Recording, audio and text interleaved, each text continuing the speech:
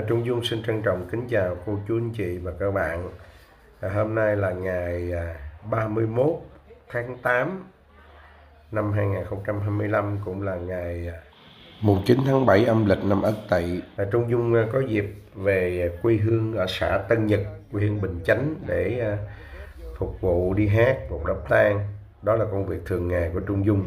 Và hôm nay bất ngờ gặp lại một người anh cũng rất là quen. Cách đây 5 tháng thì Trung Dung có đăng clip đến chia buồn đám tang ba anh. Đó là anh Hai Quỳnh, một người anh có ngón đàn guitar cũng rất là lạ, cũng rất là ngọt ngào. Và hôm nay nhân cơ hội đi làm ở Tân Nhật thì mình gặp lại anh Hai Quỳnh. Mình sẽ mời anh Hai Quỳnh đàn.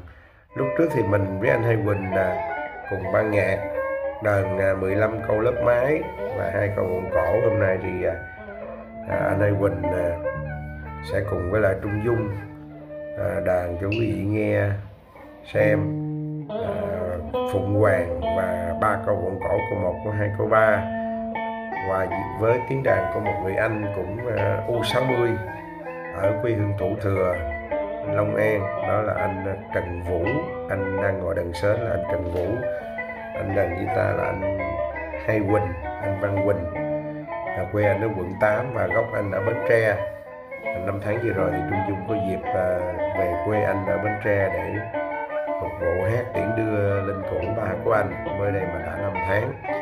Rồi mời quý vị xem thưởng thức tiếng đàn của Trung Dung và cùng với lại 2 người anh U60.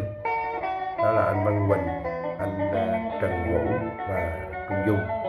Rồi mời quý vị xem và ủng hộ kênh. Xin trân trọng cảm ơn và rất nhiều.